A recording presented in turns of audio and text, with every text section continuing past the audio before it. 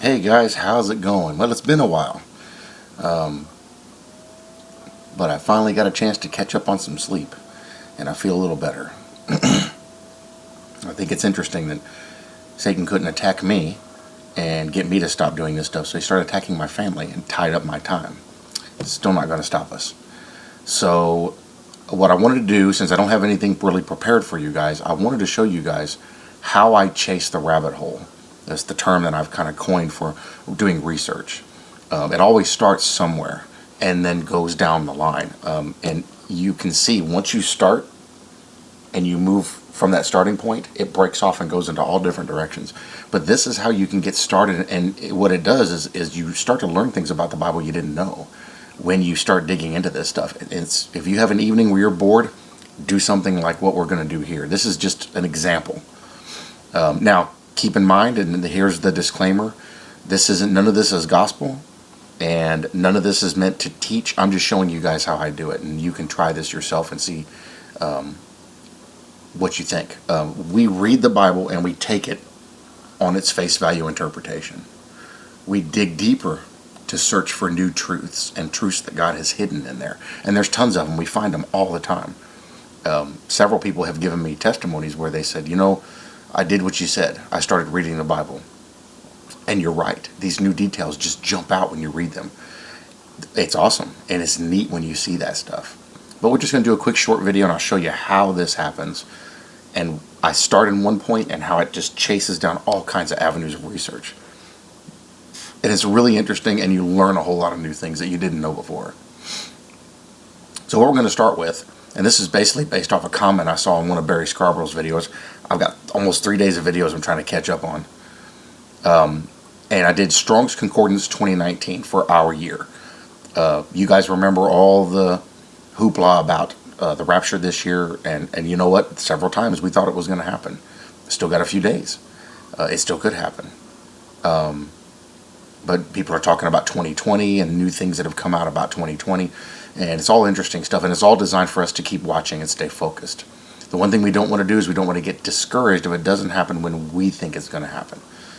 We stay focused and keep our eyes on the prize, and that's Christ. And we keep doing what we've been called to do. So I did the strong search through Bible Hub. All the references are going to be through Bible Hub here. And for 2019. And when you go over here on the left, where it says Strong's Concordance in bold letters, you see the usage: I call out, shout, clamor at. The definition of this word, the Greek word epiphoneo, is to call out. Now, call out can mean a lot of things. Some people seem to think it means caught up. I kind of disagree. It could be. I think maybe it's more to call out from the crowd. You come here, all you guys come up here, to get them out of the way, like separating the wheat from the tares, which we've been singing quite plainly and in the open. I kind of think that's what that is, because how many people have suddenly stood up? How many people have suddenly started doing ministries? How many people have suddenly come out and said, hey, here's my testimony, and I was this, but now I'm this? I think that's what this may be referring to, but you do your own research on it. And you can read here over on the right side under Englishman's Concordance. There's references in Luke 23:21, Acts 12:22, and Acts 23:34. Let me bring this down. 21:34 and Acts 22:24. And you can see the sentences that are being used here. And this is real easy to do. Anybody can do it. In the different instances that they're using it in those verses and what it's being used for. Some were shouting one thing and some another. The people kept crying out. The people gave a shout. The people were crying out. That kind of stuff. You're seeing an idea of the usage. Now, the one thing that was interesting about this that I noticed is when you scroll down here to the Thayer's Greek Lexicon, Strong's New Testament 2019, you see the word in Greek, and there's the imperfect word. But the definition is to call out to shout, followed by direct discourse. So when you go back up and look in the verses, it gives them here Luke 23:21 and Acts 12:22. When you go look at where they're being used and read in context, you see there was an outcry, a call out, and then right away something terrible happened. And that, I think that was during the time they were crucifying Christ. But then look what it says after that. So it's to call out followed by violence, basically. But then right after that it says followed by the dative, that's basically noun usage, followed by the dative of a person. So it's followed by the description of a person. And when you go read it in context, now they have Acts 22:24 and Acts 21:34. We go read it in context, you see the particular person they're talking about in those verses. There's a call out. It's referring to a direct discourse, and then a description of the person being called out or the discourse being going. So we kind of see a tale being told, a breakdown of events basically being told. That's interesting. And what we see here, we see going on right now, especially here on YouTube. We have the call out. People are being called out into grace. They're called forward. They're doing this. We're joining together. We're seeing the wheat being called out from the tares. Then we have direct discourse. Now we have violence between the channels, be it verbal or whatever it is. But we have this direct attack. Fruit Bat was trying to have somebody go to Chelsea Bedell's work to try to cause problems for her. What kind of Christian activity is that? And the thing is, it's open and people have screenshots of the conversation. So we're seeing the direct discourse now. Then that's followed by the dative of a person, the noun descriptive of the person. With the people, the grace preachers. Interesting. It can go a lot of different ways. That's why I highly recommend you do your own research. But that's interesting to me. And that jumps out at me. Wait till we get to year 2020. There's even more. And you can keep looking down here. There's all kinds of stuff. From epi and phoneo, to call it something, i.e. exclaim, cry, against, give a shout. What are we crying? What are we exclaiming? Gospel of grace. So it kind of fits. And it's interesting. So I started there. Well, then I went to Strong's 2020. And a Strong's 2020, under Strong Concordance on the left, you see it's a feminine noun. It's Hatzalah, deliverance. Now, other people have pointed this out. That's pretty interesting. And it falls into only one place in the Bible. And that's Esther 4:14. So we go to Esther. Look in Esther 4:14. For if you keep silent at this time, relief and deliverance will rise for the Jews from another place. Relief and deliverance will rise for the Jews from another place. But you and your father's house will perish. And who knows whether you have not come to the kingdom for such a time as this. A lot can be read into that verse as to what it's referring to and how it applies to stuff we see going on now. Told you guys there's tons of stuff in here that God's put in this Bible. This is interesting. And I recommend reading the whole chapter and even going into, if you have eSword, I highly recommend eSword. Go in and look. Verse 14. And at this time, then shall their enlargement and deliverance arise to the Jews from another place. And you can look and see what words it's talking about and get a better idea of what this is referring to. But thou and thy father's house shall be destroyed, and who knoweth whether thou art come to the kingdom for such a time as this. Very interesting stuff. Very interesting. Very stands out and seems to refer to a lot of other things. And it's a great path of study. It really can tie up a lot of time in a good way. And then you can read about what happened over here on the commentary in Esther 4:1-17. So let's drop that back down. So I looked in this and I thought, why would it only be one occurrence for that? Let's dig into that a little deeper. So here we did the dative meaning for the for 2019, a noun or other word in a dative case, denoting a case of nouns and pronouns and words in grammatical agreement with them, indicating an indirect object or recipient. So not a specific person, but could refer to people. That's why I kind of thought maybe it was referring to a group. Okay, so now we went and looked up Esther. I asked, what was Esther a Gentile? So now you're going to start to see how it's going to branch off. It's already branched off in a few areas. The books of Ruth and Esther are the only two books The only two Bible books named for women. Ruth was a Gentile who married a Jew. And we know that was actually, Ruth is actually part of Jesus' genealogy. She married into his line. And that's interesting for us. While Esther was a Jew who married a Gentile king. And you go read the book of Esther, you see he crowned her over the Jewish princess. Ruth delivered her nation through her descendants, David and ultimately Christ, while Esther delivered her nation through personal courage and God-given wisdom in her stand against Haman.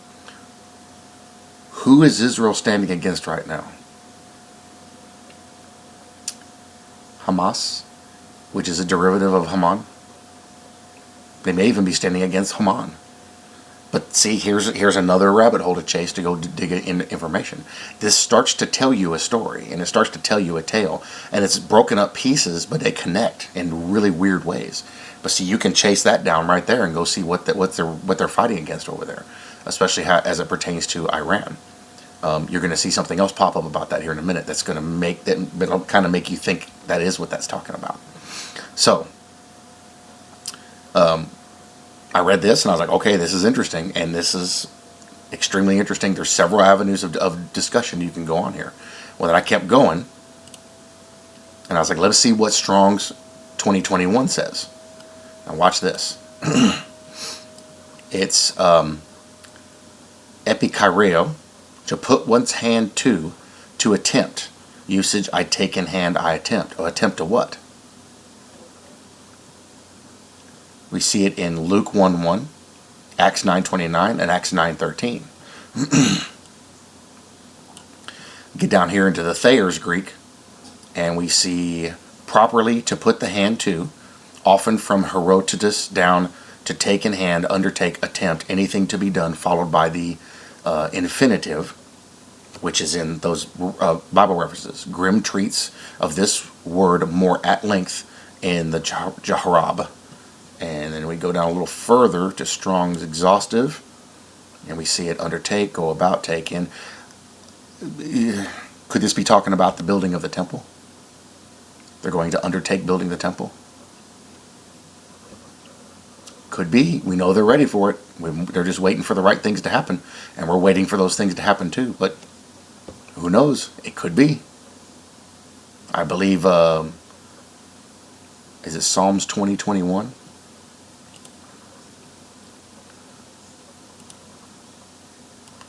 Actually, if you add 1900, it'll be Psalms 121. You add 1900, that's 2021.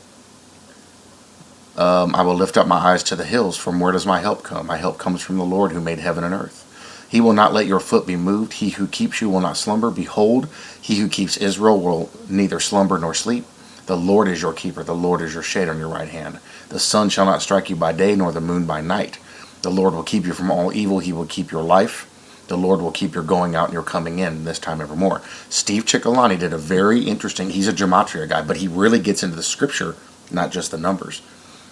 And he found out and realized that if you add 1900 to every psalm, it corresponds to a year, and there's things within there that talk about things that happened during that year, like Psalm 48, 1948.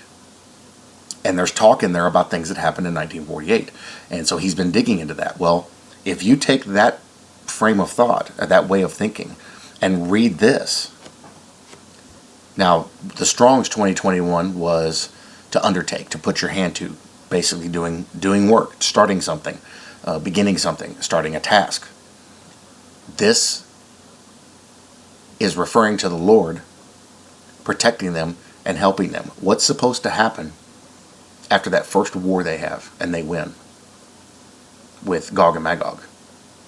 They're going to rise up and they're going to become a strong nation. I mean, they're that way now. But here's the interesting part.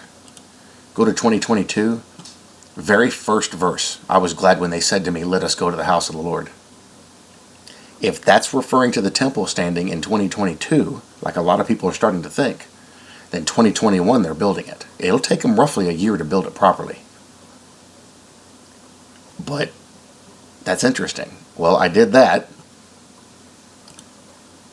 Of course, we have 2021. Well, then I went 2022. Okay, before we start reading this, let me go back here. So, 2021, 121, I lift up my eyes to the hills, from where does my help come? 2022 talks about the temple. Watch this. Har, mountain, hill, hill country. It's a noun, it's masculine. Mountain, hill, hill country. And we see it all through the Bible, from Genesis on. And the mountains, see? God's holy hill, in their Mount Seir. We see tons and tons and tons of the brown driver brigs, assumed by Thessalonians and others as ancient form of mountain to explain Genesis 49:26. Read, but better, everlasting mountains see below. That's the holy mountain, everlasting mountains. And then you have Hebrew, plural, Phoenician. You see all this information with this. This is interesting. Because why is there suddenly so much information? Mountain, hill, these often not sharply distinguished, but specifically mountain, high elevation, often in all literature. Mount Sinai, properly the Mount of Sinai. And it just keeps going and going and going. Look at all the Bible verses. We're still in Genesis and we're way down the page. Let's see. Let's go B, mountain range. Then we have, let's see, Psalm 68:17 of the Jebel Haran. That's from Scripture, actually. C, mountain, indefinite.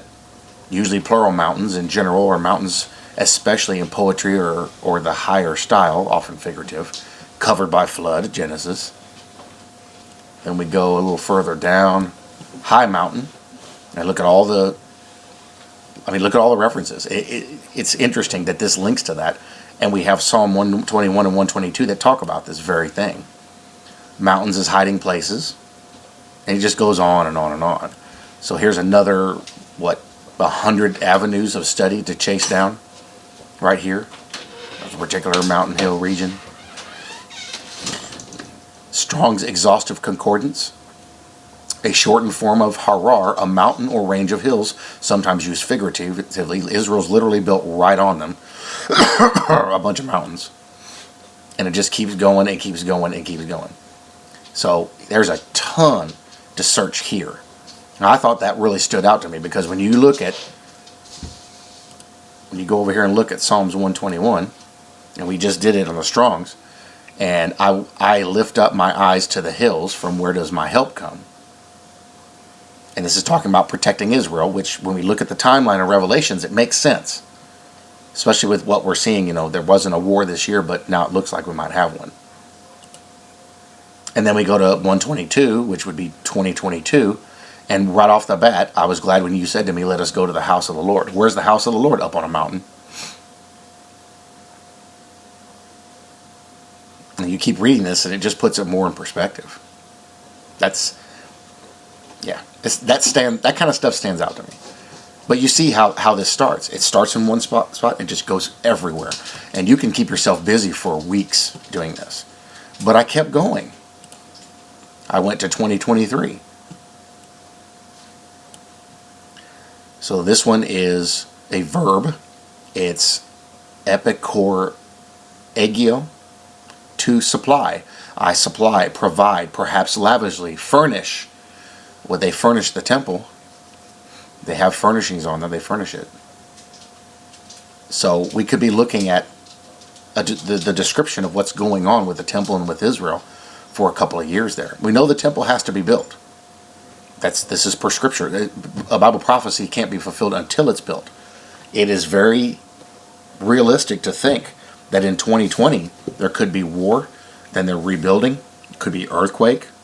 It could break. What they're expecting is that fault's going to bust under the Temple Mount, bust it all up, and they're going to rebuild it. And if they do, they got to rebuild that, then rebuild the temple on top of it. That's interesting because it could take a little bit of time. You could be looking at a year to rebuild the Temple Mount, and then another year to rebuild the temple. This puts the timeline kind of correct. And we see all the different. We have 2 Corinthians 9:10, Galatians 3:5. Now he who supplies seeds the sower. Now he that ministereth seed, he who moreover supplies seed to him, in Galatians 3:5, so then does he who provides you with the Spirit. Colossians 2:19, body being supplied and held together. Interesting. 2 Peter 1:5, in your faith supply moral, all diligence. 2 Peter 1:11, will be abundantly supplied to you. See, this kind of stuff stands out to me. This kind of stuff talks to me. And what it does is it's confirmations of a lot of things. So in the Thayers, we have aorist, imperative, passive, present, and there's one future. To supply, furnish, or present. Then we have, it gives the things, equivalent to show off, afford by deeds. In passive, furnished, provided, passive, to be supplied, ministered unto. See, there's a lot of ways to go. I'm not that good with this, but there's a lot of ways to go here. And then the Strong's exhaustive, aid, minister, nourishment unto, to furnish besides, i.e. fully supply, figuratively. So you can go a lot of different directions with this for 2023. And then when you go look in Psalms 2023,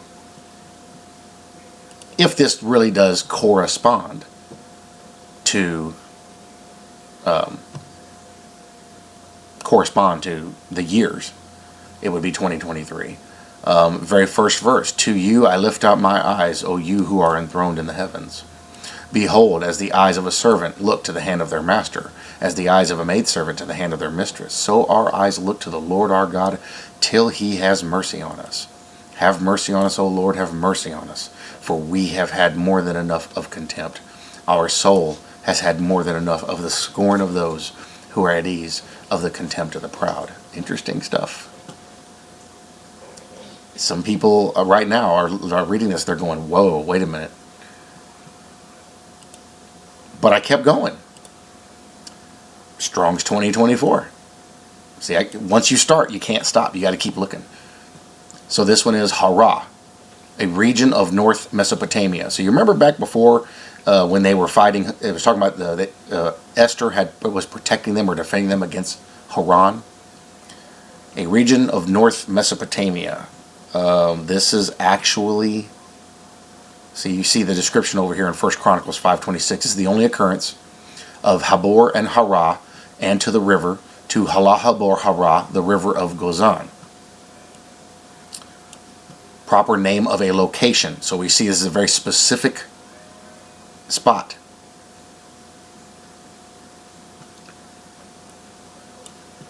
Hara, Strong Exhaustive Concordance, perhaps from Har, mountainous, Hara, a region of Media, Hara.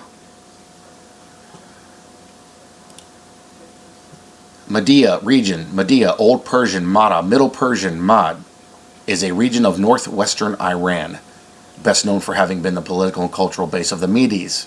During the Archimedean period, it comprised present-day Azerbaijan, remember that word? That's in the Bible, Iranian Kurdistan, and western Tabaristan.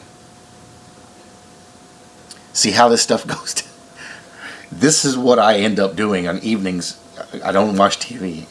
Every now and then I'll watch a movie, old movie, and I'll start doing this stuff, and all it starts is one thing, and you see how it snowballs all these different directions, and it's just confirmation after confirmation after confirmation. Now, again, this isn't gospel. I'm just showing you guys how this stuff works and how in depth you can get. Now, some of you already know, but some of you, if you guys aren't reading your Bibles daily, even if it's just a few verses, if you're not reading daily, if you're not meditating on this and contemplating this, if you're not looking deeper into the deeper meanings, you don't have to be an expert. I'm not. I'm definitely not. You don't have to be a professional at this stuff, and you don't have to have any training. Just start doing normal research, like what I just did here. Simple. I Googled all this and brought it up. Real easy. But going through and looking at this stuff, and when you start to see things like this and go, wait a minute. Then we were back here in Esther, and Esther was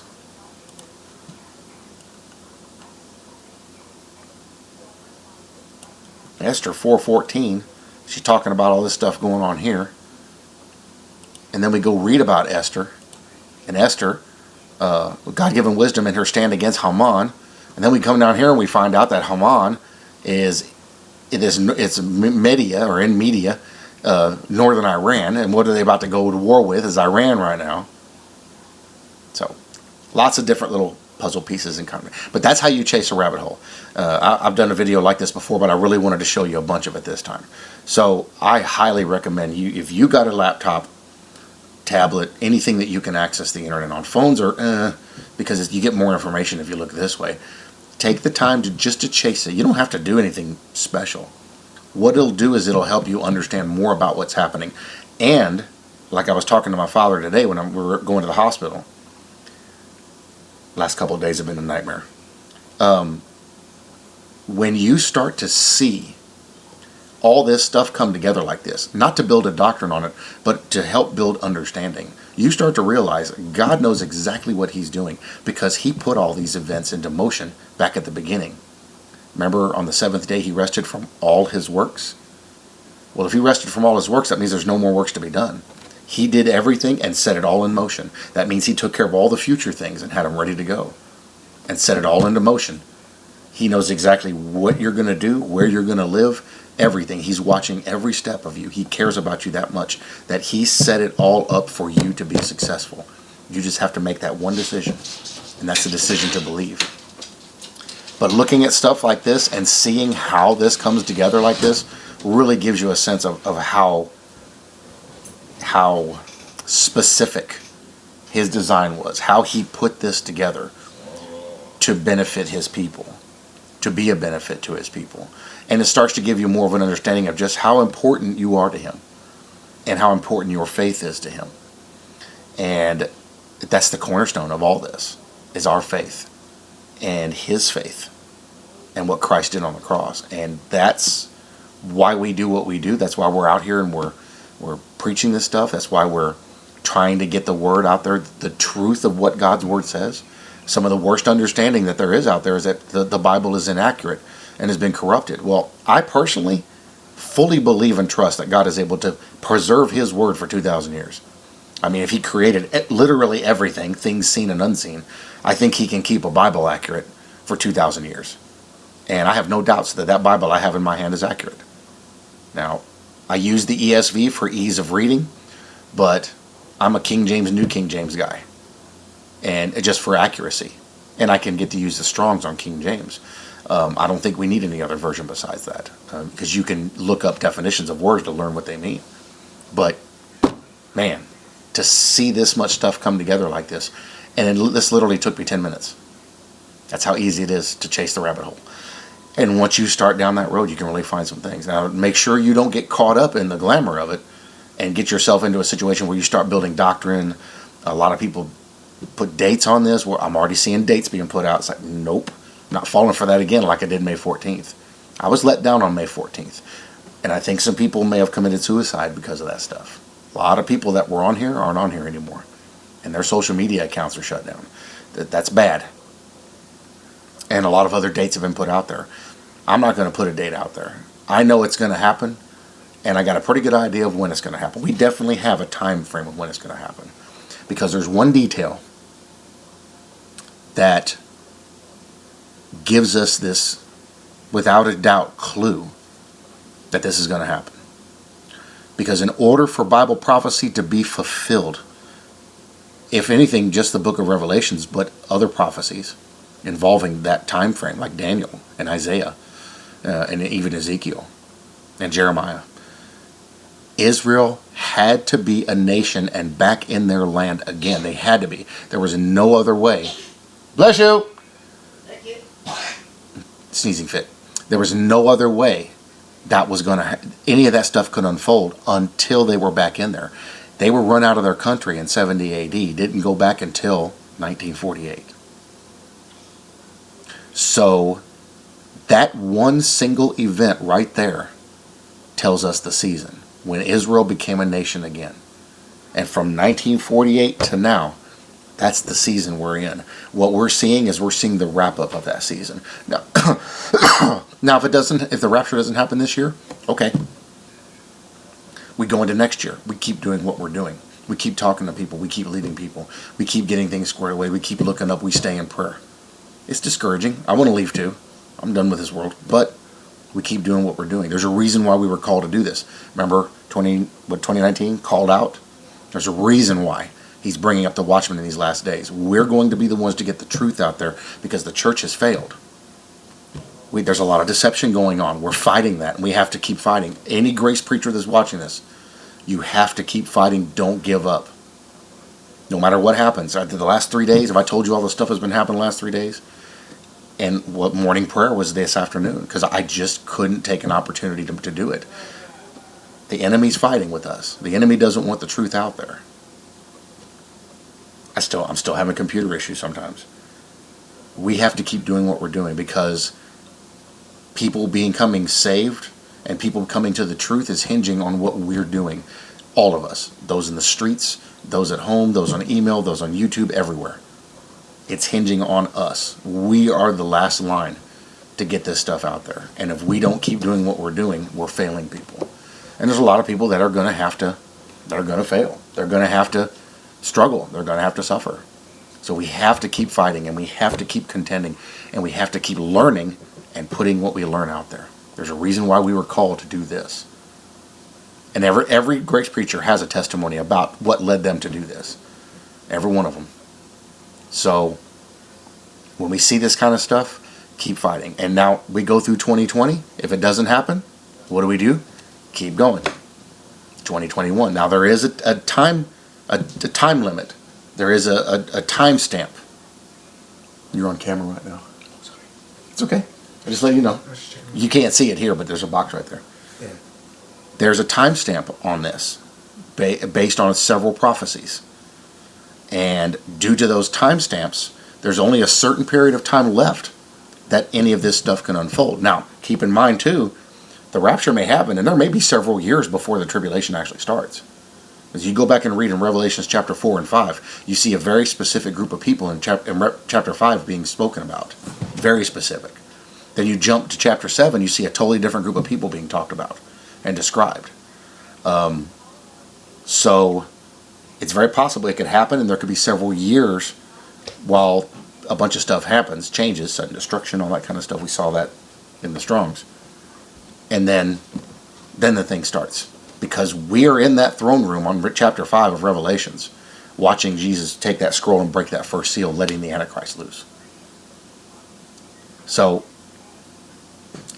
we know we're there. We know we're in that time frame. We know that it's going to happen in our lifetime. Psalms 90:10. We always got to go back to Psalms 90:10. And this is all part of it. These are all clues. These are all hints. Because we've seen this mentioned before. Jesus has mentioned this actual phrase, very similar phrase. When he was talking about this generation, the temple will be destroyed, not one stone left upon another. Now he was talking about what happened in 70 AD, but how interesting he was talking about that.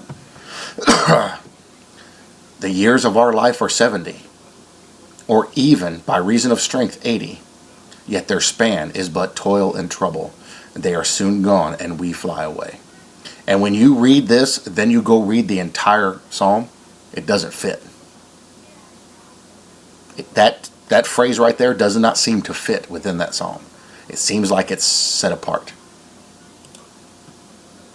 So if we go up to verse 7, for we are brought to an end by your anger. By your wrath we are dismayed. You have set our iniquities before you, our secret sins in the light of your presence. For all our days pass away under your wrath. We bring our years to an end like a sigh. Now he's talking about years, talking about life, but then it gives a very specific discussion here about something, and it jumps off the page. But then you read past it to verse 11, who considers the power of your anger and your wrath according to the fear of you?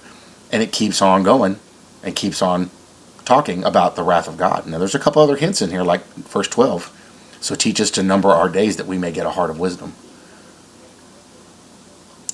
So we're already chasing another rabbit hole. There's all kinds of interesting stuff here, guys. He's talking to us. And what he's doing is he's strengthening us and building us up through the word. He's showing us these things and saying, don't worry, I got it covered. And I'll leave you with verse 14. Satisfy us in the morning with your steadfast love, that we may rejoice and be glad all our days. In fact, let me do this instead. Right there. Verse 13 and 14 of Psalm 90. Return, O Lord, how long? Have pity on your servants. Satisfy us in the morning with your steadfast love, that we may rejoice and be glad all our days. So do your own studies, guys. Do your own research. Look into these things, because you never know what you're going to find. You never know what you're going to stumble across. And you never know. You might just find a secret that other people haven't seen, or are able to elaborate on something that other people haven't seen. And what it'll do is it'll give you peace, and it'll give you strength, and it'll give you resolve to keep going and keep pushing forward. No matter how hard they push back, deny them. Deny them and keep pushing forward. I love you guys. I bless you guys in Jesus' name. I'm going to get back on track with my videos, but I'll definitely see you in the next one.